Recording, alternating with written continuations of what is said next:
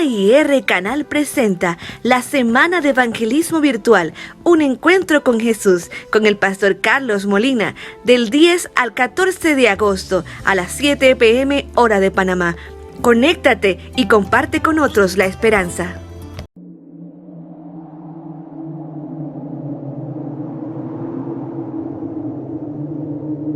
Y Jehová Dios bendijo este día, lo reposó y lo santificó.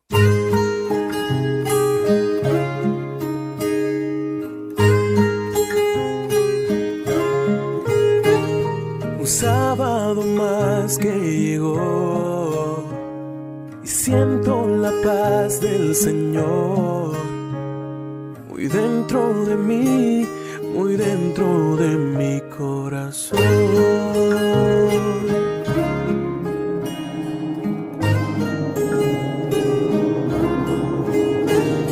Anhelo que puedas sentir la mano de Dios sobre ti. Te deseo yo un sábado feliz, un sábado feliz, un sábado feliz, un sábado feliz.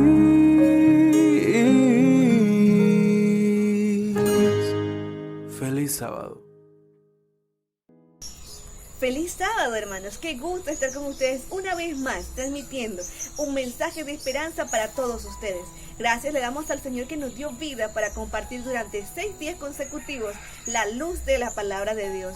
Hoy les invitamos a que puedan suscribirse a nuestro canal y también a que puedan compartir el enlace. Tendremos en esta noche un tema muy especial que lleva por título Vislumbres de la Cruz de Cristo. Pero antes les invito a que allí donde se encuentren a inclinen su rostro para orar.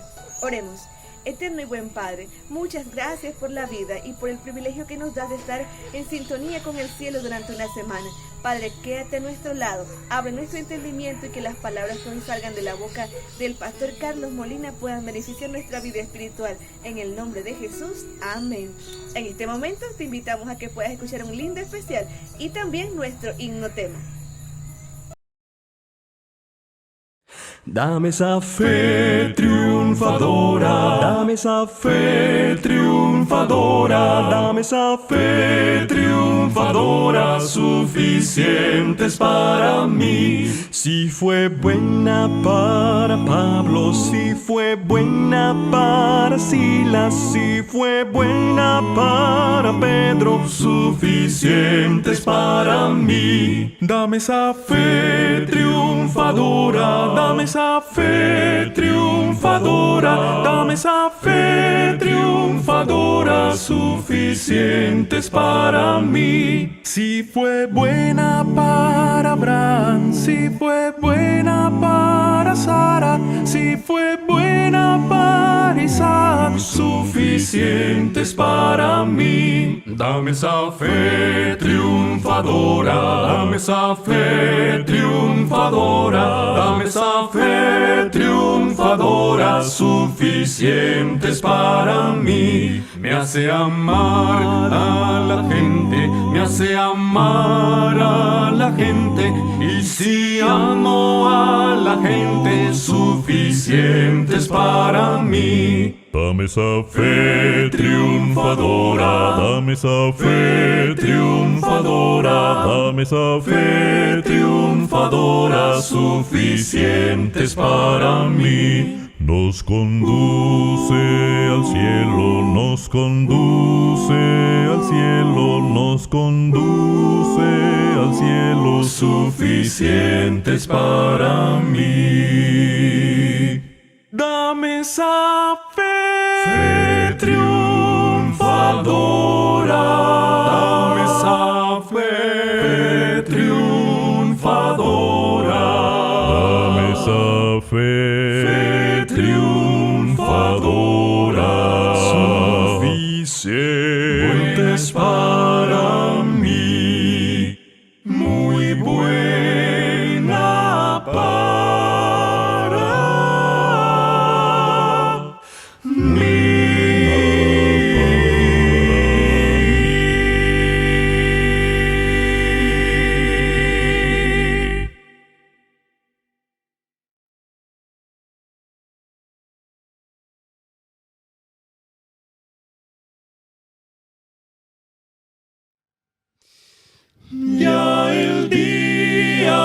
se aproxima, cuando Cristo volverá. Me pregunto a mí mismo, le pregunto a los demás. Al venir, al venir, al venir, al venir, mi Cristo listo me hallará. Mis pecados Él borró, tengo en mí su eterna paz. Listo estoy para morar con Él. Las señales nos anuncian que muy pronto volverá. Estas cosas me pregunto, ¿cuándo te conmoverán? Al venir, al venir, al venir, al venir, mi Cristo listo te hallará. Tus pecados Él borró, tienes tú su eterna paz. Listo estás para morar con Él. Listo estás para morar con Él.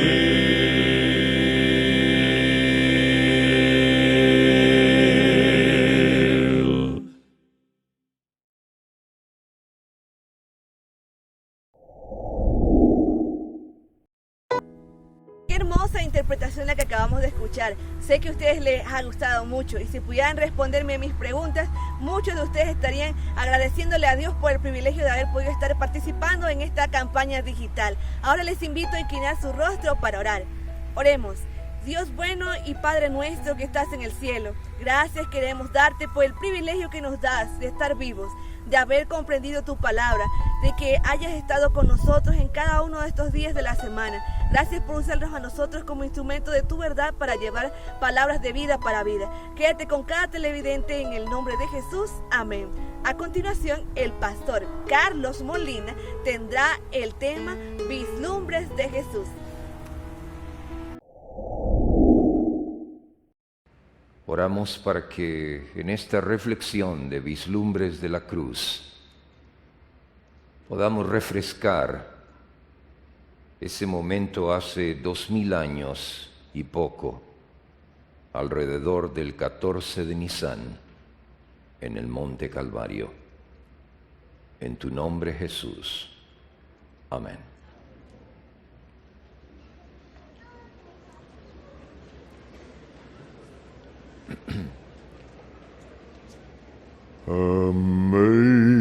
Amazing grace, how sweet the sound that saved a wretch like me.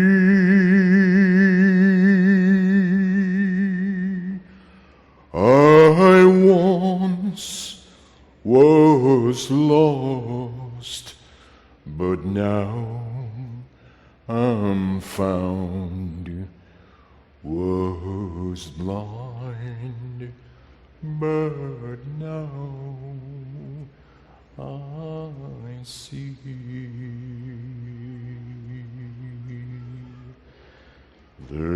Después de estar con mi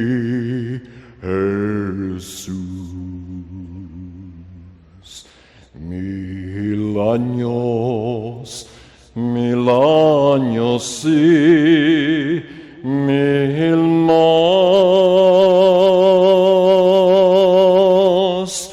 O aún después de allí, nos quedará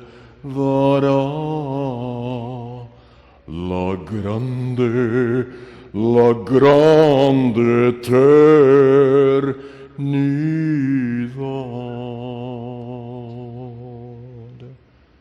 Sublime gracia, oh sí.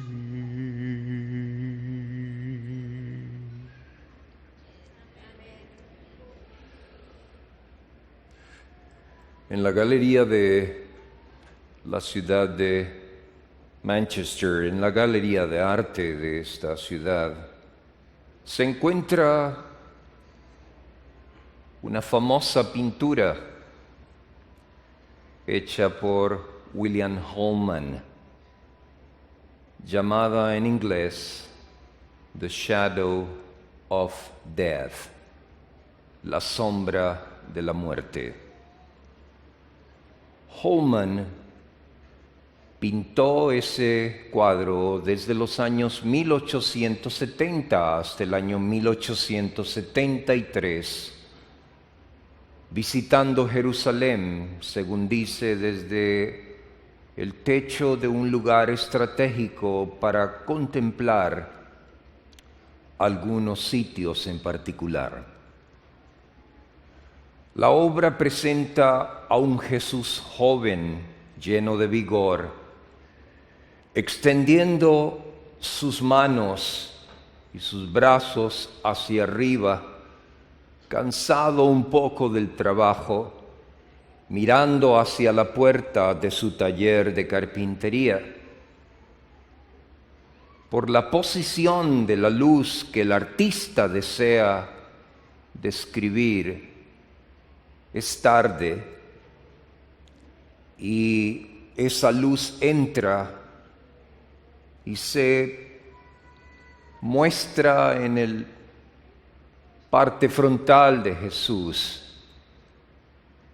Pero como Él está estirado por algunos momentos y que Holman lo plasmó por el resto que dure nuestro planeta Tierra, el sol trasluce entonces y llega hasta la pared donde se proyecta la sombra rectilínea de Jesús con sus brazos extendidos que dan justamente hacia una viga horizontal donde en el taller de carpintería de su padre adoptivo José se cuelgan los martillos, los clavos, los escoplos, los cepillos, la sierra. Y el match, la armonía, la relación es increíble. La sombra de la cruz se dibuja cuando Cristo extiende sus brazos hacia arriba. Lo interesante es que el rostro de Cristo, depende cómo tú lo veas o cómo tú te sientas, va a percibir dos realidades o las dos juntas simultáneamente. Puede indicar tristeza o también éxtasis de nostalgia de lo que dejó allá.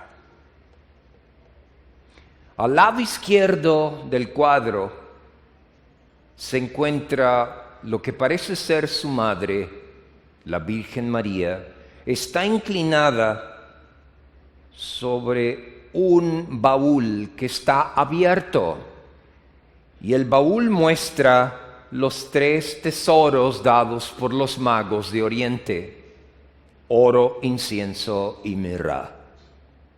Pero el rostro de María no está presente en la obra porque ella queda asombrada observando la sombra de Jesús, que es la sombra de la muerte. Los pintores prerrafaelitas de esa época, como lo fue Holman, jugaron con la sinceridad y también con el sentimiento.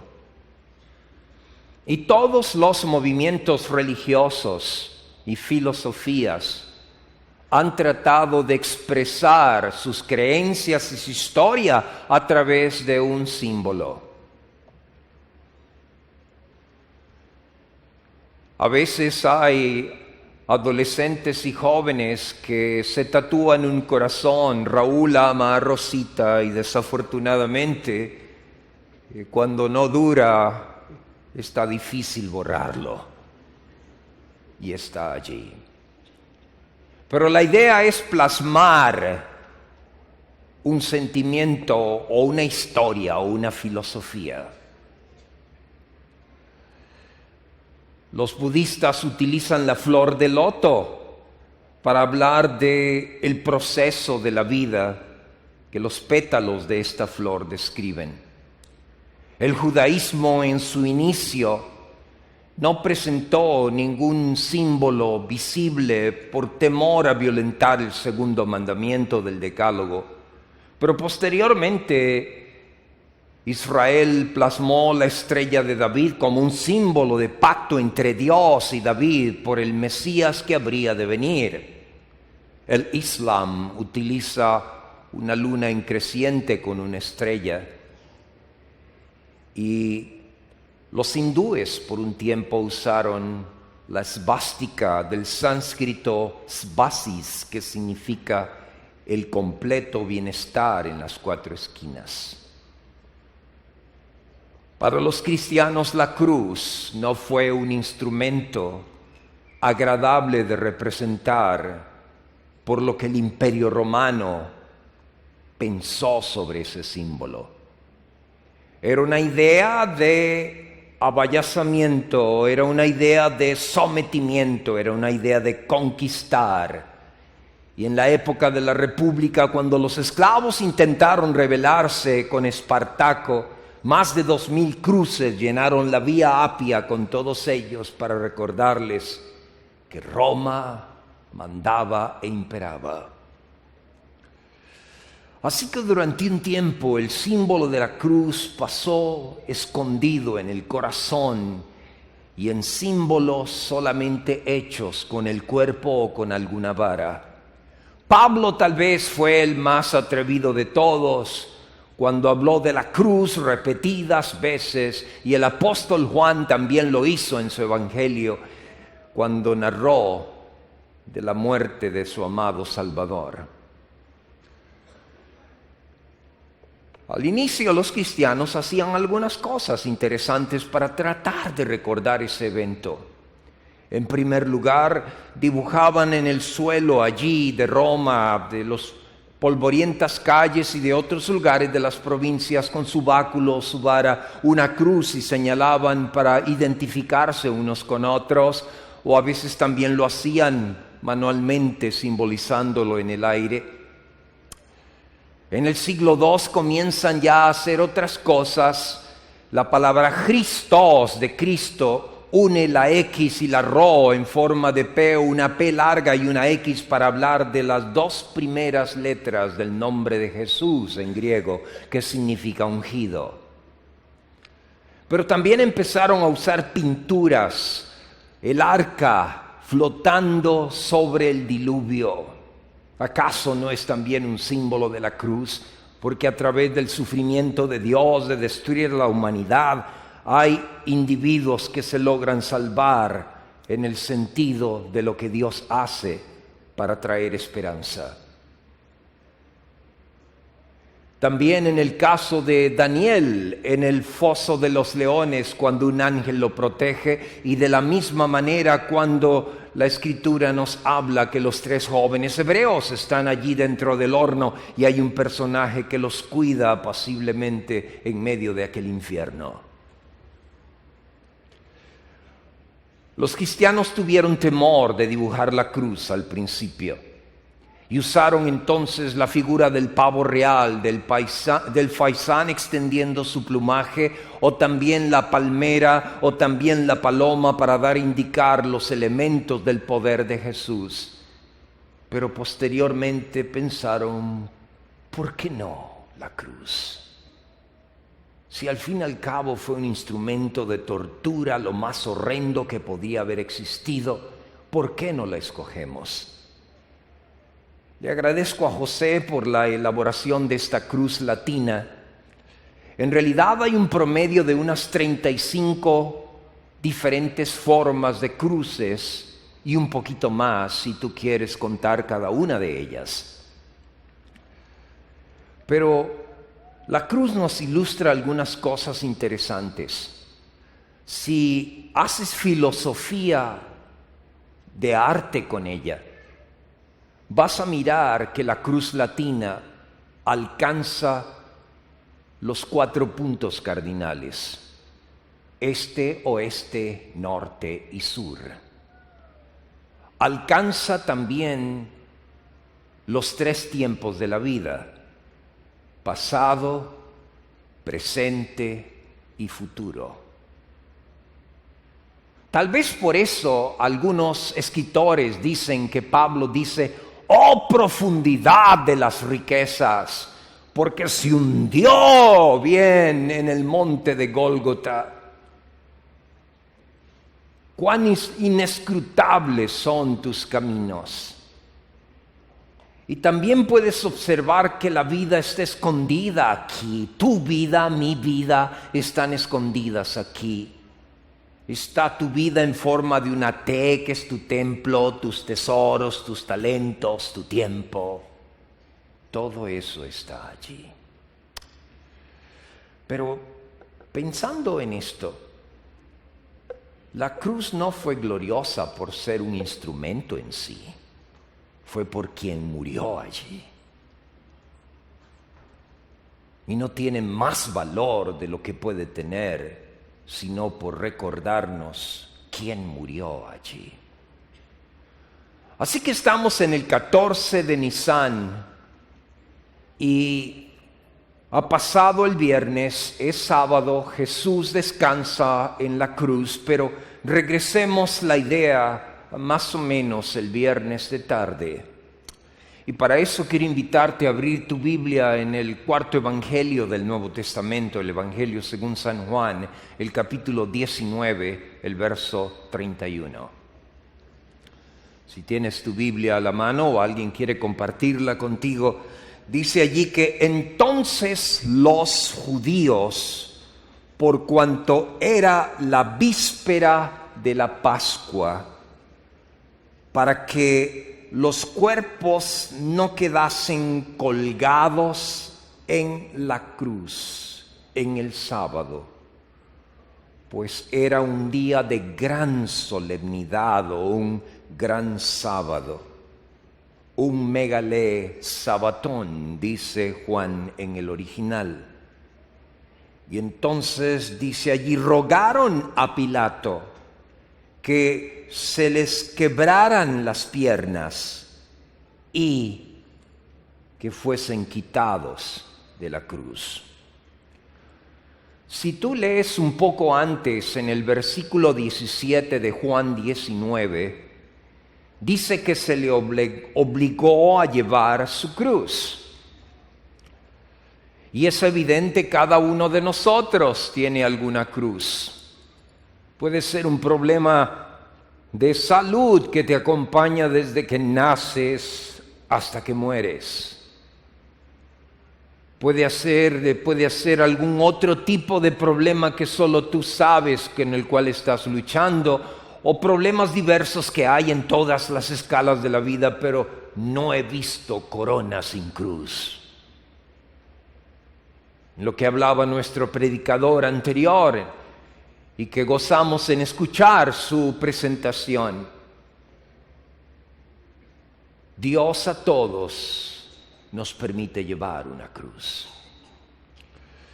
Leí una pequeña historia una vez sobre el asunto de las cruces y está representado en un hombre que está inconforme por su cruz. Quiere otra. Otros la llevan más fácil que la mía. Are you sure? ¿Estás seguro? Y en un sueño él se ve en un taller donde la providencia está permitiendo cosas. Yo no sé cómo hace Dios para permitir tanta cosa, amigos. Yo a veces no puedo con mis problemas cada día, a veces ni quiero asomar la nariz fuera de la cobija en la mañana. Y no sé si a ti te ha pasado. Si me dices que nunca, I don't believe you. Y si no te ha pasado, prepárate porque te va a pasar. Pero el hombre estaba allí, estaba tratando de ver cómo resolvía los problemas. Y el ángel le dice, ¿en qué puedo ayudarte? Es que traigo esta cruz, pero no me gusta, es muy pesada para mí, me hace sentir incómodo y no quiero llevarla más. ¿Estás seguro? Pensamos que era lo que se podía hacer. No, yo quiero otra. ¿Me permitirías ver? ¿Me permitirías observar, moverme por el taller? Sí, pero ten cuidado, las apariencias engañan. Y entonces dice la pequeña anécdota que el hombre empezó a moverse por el taller y vio una pequeñita. So nice, dijo, esta es la que yo quiero. Y entonces llamó al ángel y el ángel se acercó y le dijo, oh, no, tú no quieres eso no es para ti. Pero es que es tan cómoda, es tan pequeñita, tan manejable. Esa no es para ti. Insistió y entonces se la puso. 10 segundos pasaron antes que el hombre pidiera por favor que se la quitaran de encima. En su providencia Dios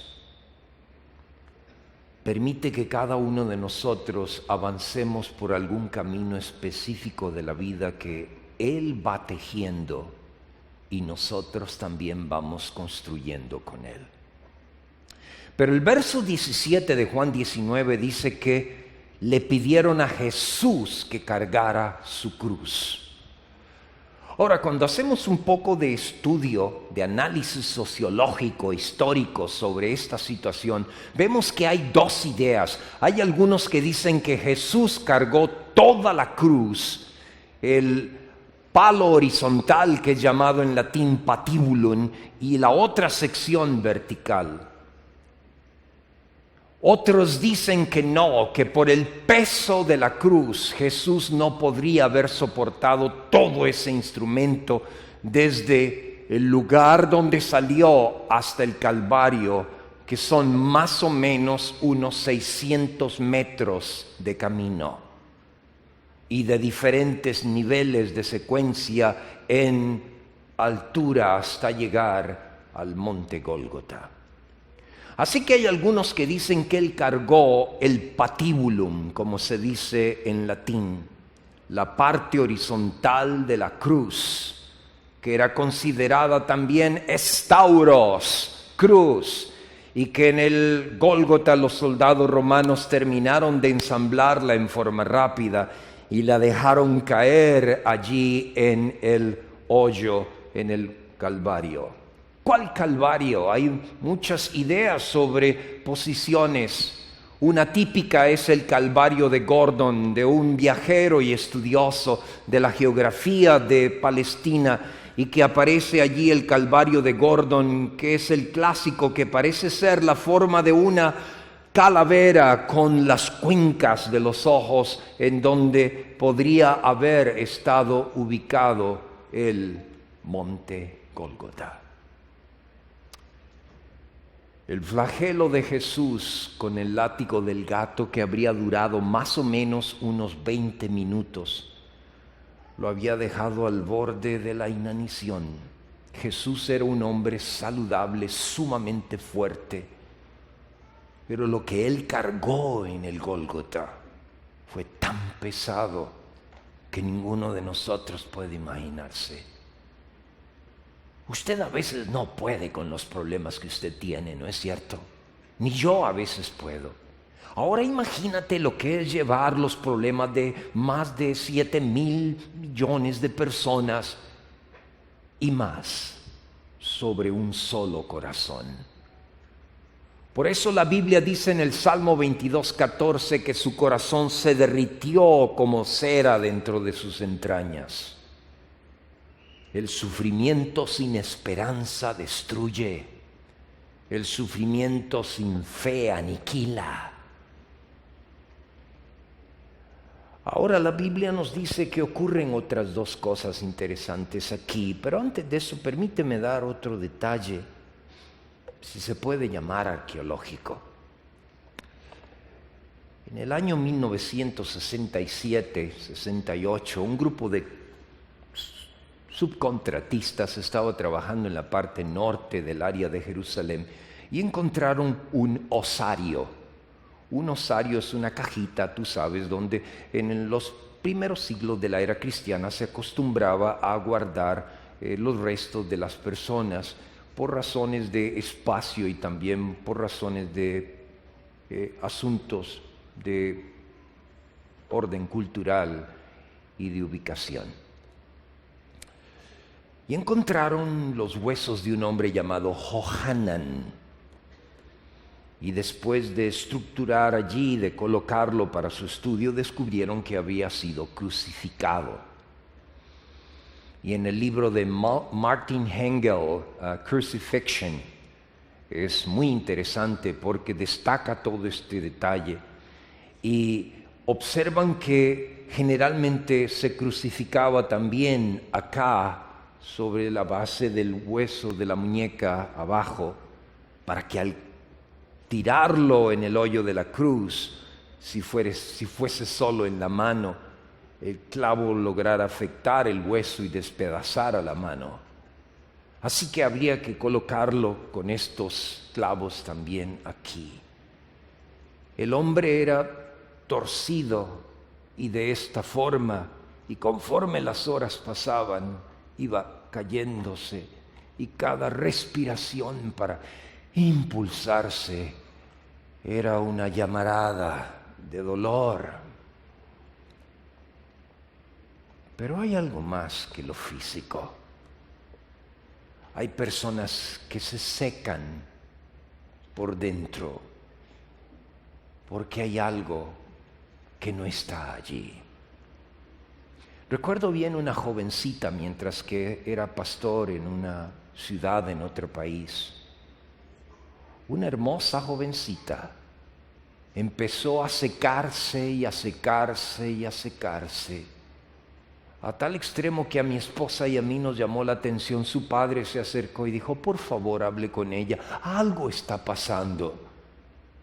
Y tratando de dialogar, me contó: pastor, déjeme decirle, hace algunas semanas atrás comencé a jugar con un estilo de música que enfatiza el mundo sobrenatural y la visita de otros seres sobrenaturales a la vida de quien escucha la música. Y en aquel tiempo, hace mucho tiempo, Blue Oyster, Uriah's Heep y otra música de esa naturaleza. Y de repente yo empecé a sentir que en mi habitación yo no estaba sola. Y lo peor de todo era que esa presencia era desagradable, infundía terror, temor, angustia. Y me estoy secando, pastor, de haber abierto una puerta que jamás esperé que podría llevarme a esto. Ahora imagínate a Jesús en el Getsemaní. La Biblia nos dice allí que llegó solo y peleó la gran batalla por nosotros. Y la Biblia dice que sus seguidores más cercanos comenzaron a dormirse. Y entonces ocurre algo extraordinario. Según el video de Mel Gibson, aparece una sombra vestida de color oscuro. Se le acerca lentamente y mientras que Jesús se estremece y llora por el sufrimiento de lo que va a pasar. Es que imagínate que si el pecado hace que nosotros lloremos, quedemos en una desesperación incontrolable a veces, o veamos el futuro negro y sin esperanza, imagínate lo que será para un Dios. Porque supuestamente un Dios no muere, un Dios todo lo puede hacer, para Él no hay nada imposible. Así que imagínate que es someter la omnipotencia ante la voluntad del Padre sin poder usarla para sí mismo. Y de repente la voz dice, no vale la pena. ¿No ves lo que están haciendo contigo? Es mucho sufrimiento. Regresa de donde viniste. Y Jesús en ese proceso toma la copa, bebe hasta las últimas heces y escucha la turba que viene y lo vemos en el monte Gólgota. Los soldados romanos eran tan sádicos, dicen los escritores antiguos, que algunos de ellos inclusive crucificaban los órganos sexuales de los crucificados. Además de eso, la angustia, el dolor de verse humillado, vilipendiado, escupido, apedreado, y los buitres dando vuelta arriba, y algunos de ellos, según dicen los historiadores latinos, a veces bajando en el palo horizontal de la cruz, picando los ojos o tratando de sacar las entrañas. Pero la Escritura nos habla varias cosas aquí con las que debo concluir. La primera de ellas en el verso 31 es que hay dos ideas mezcladas en el concepto juanino. Una de ellas es la adoración del corazón y la otra es la adoración de las letras. Ambas debieran unirse mutuamente, porque la información debe producir transformación. Y en la mayoría de los casos nunca hay transformación sin información. Pero lo interesante es que aquí se comete uno de los mayores crímenes de la historia.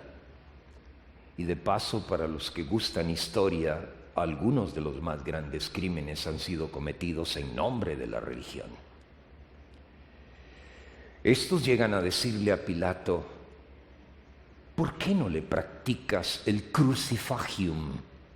Crucifagium era un término latino en el cual un gran soldado romano fuerte llegaba casi como con una vara de hierro y le daba en las piernas a los crucificados para apresurar su muerte. Pero quiero decirte que lo que está ocurriendo aquí es horrendo. Porque el juicio que le practicaron a Jesús estaba en contra de todas las leyes rabínicas de la época. Era prohibido juzgar a una persona de noche.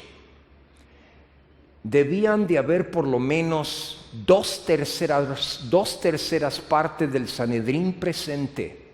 No se podían alquilar testigos falsos. Debía de dársele oportunidad al acusado de defenderse y de comparar y sopesar los hechos. Y era prohibido que el que dirigía a la reunión del Sanedrín se sobresaltara emocionalmente, parcializándose por alguno de los dos en contra de ellos,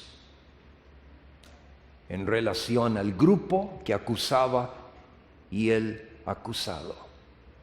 Así que todo eso ocurrió.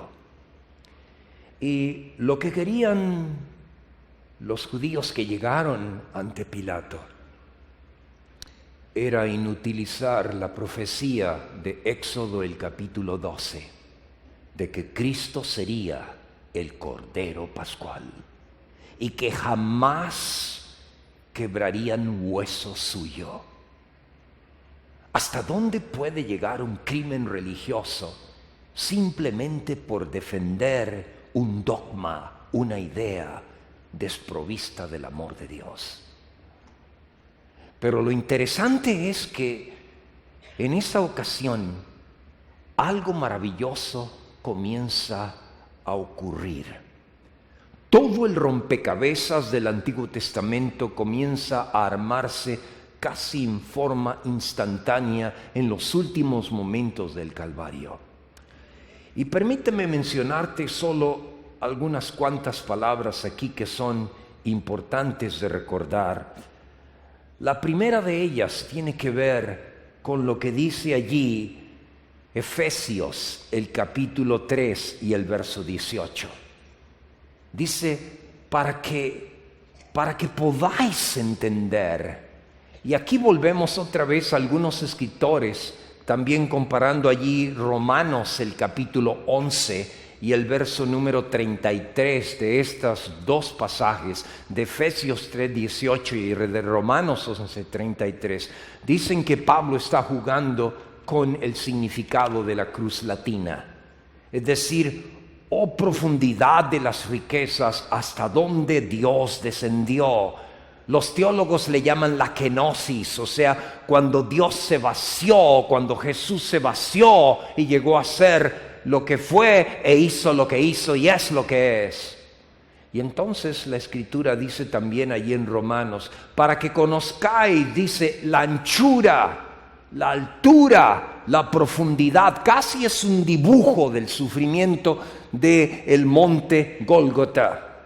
Y creo que a ti te ha pasado alguna vez como padre de familia, pero cuando mis hijas eran pequeñas, y es curioso, ¿sabes? Cuando los hijos están pequeños, ellos los siguen a uno a donde uno va, pero cuando uno empieza a envejecer y ellos se van, como que a uno le da la tendencia de seguirlos donde ellos van. Y es interesante que mis hijas tenían la costumbre cuando estaban pequeñitas de decirme, Daddy, I love you this big. Te amo de este ancho, de este tamaño. Y cuando miras a Jesús en la cruz, Él quiere recordarte que te ama tanto que dio su vida por ti. Ahora, la Biblia nos dice que fue algo muy rápido. Normalmente los crucificados duraban días en la cruz, pero la muerte de Jesús fue muy rápida. El pecado es sabio en aniquilar.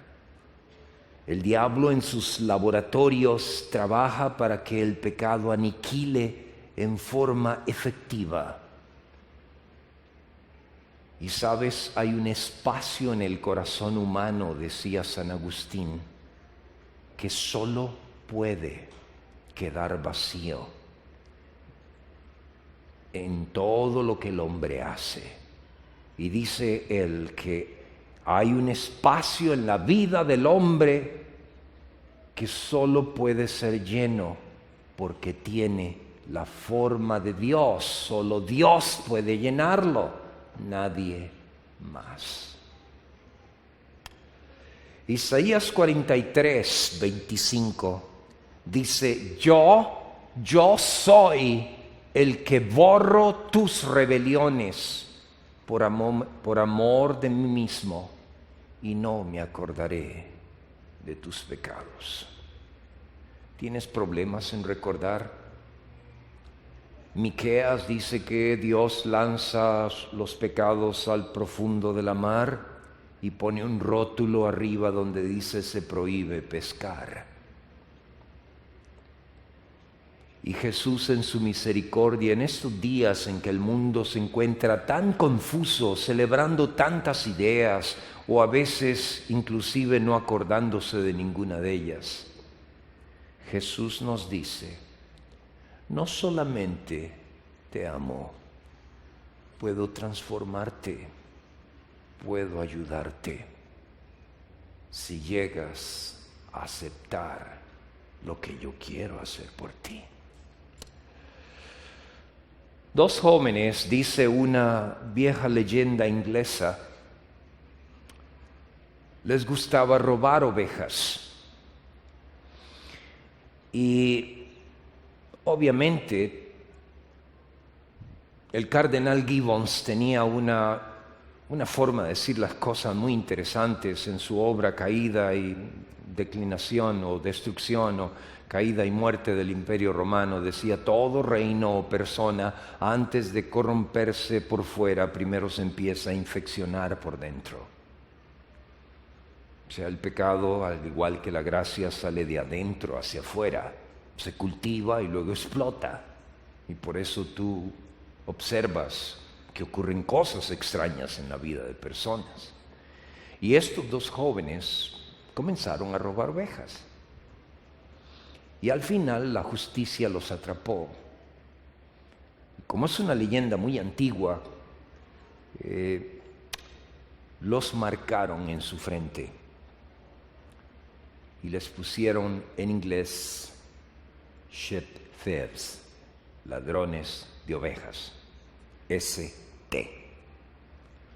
Por alguna razón tuvieron contacto con los cristianos de esa época que viajaron a Britania, como era conocida.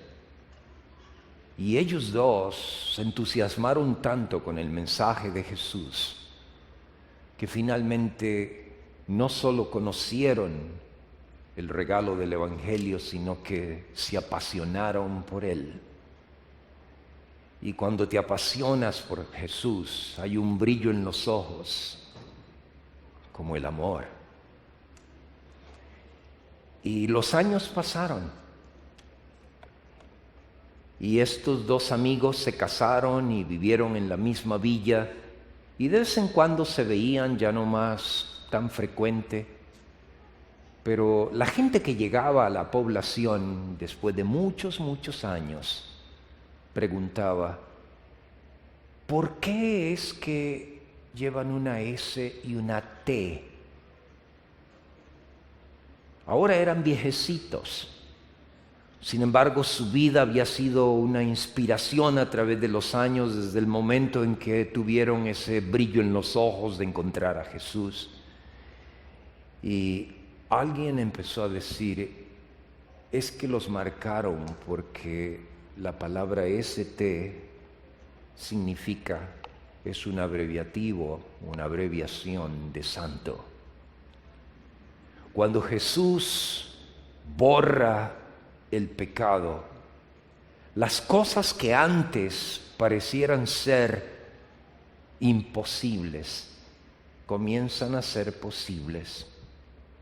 Y las marcas que dejan las huellas del pecado a veces llegan a ser bendiciones disfrazadas y otras veces llegan a ser cargas livianas en las manos de Dios. Nunca más habrá otra cruz. Nunca habrá más otro Getsemaní. Nunca más habrá otro lugar donde Jesús nazca para darnos esperanza. Habacuc dice, y la rebelión no se levantará dos veces. Pero en esta hora quisiera preguntarte, ¿estás dispuesto a llevar tu cruz, cualquiera que sea? ¿Dejarás que Jesús te abrace a través de sus promesas para que experimentes el gozo de la salvación? Si ese es tu deseo, quisiera invitarte a que inclines tu rostro brevemente para que oremos.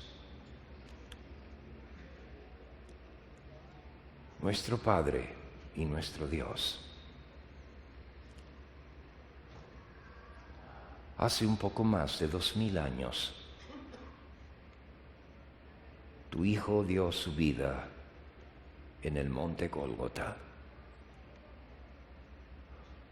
Lo maravilloso es que su muerte no fue solo la de un filósofo moralista que fue enterrado y desapareció en el ir de los tiempos.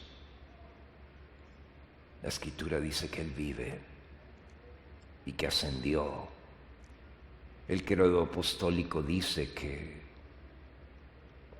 ascendió a la diestra tuya y que desde allí vendrá a juzgar a vivos y a muertos. Pero el libro de Daniel también dice que mientras que Él está allá arriba en los cielos, Miguel está de parte de los hijos de tu pueblo. Y nosotros, Señor, por tu gracia, pertenecemos a ese grupo mundial que cree que Jesús transforma, da esperanza y vendrá por segunda vez. Solo te pedimos que nos enseñes a llevar nuestra propia cruz.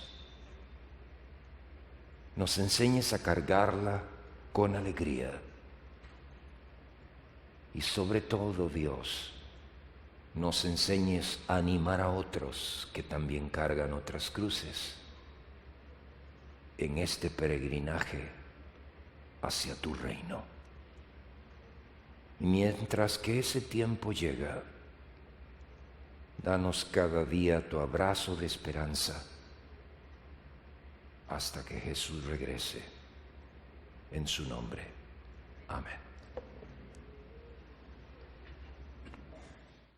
Agradecidos estamos porque el Señor nos permitió culminar esta semana de campaña virtual, pero queremos invitarte para que mañana tú también puedas conectarte a partir de las 9:15 a una programación especial en donde tendremos un sermón con el pastor Alex Ceballos.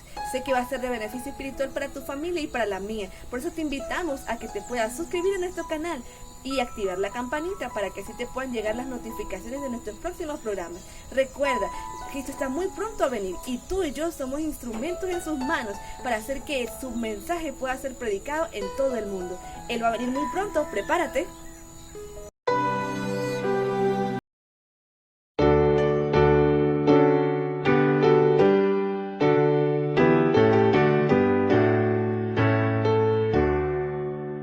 Hoy el sábado glorioso nos invita a descansar, que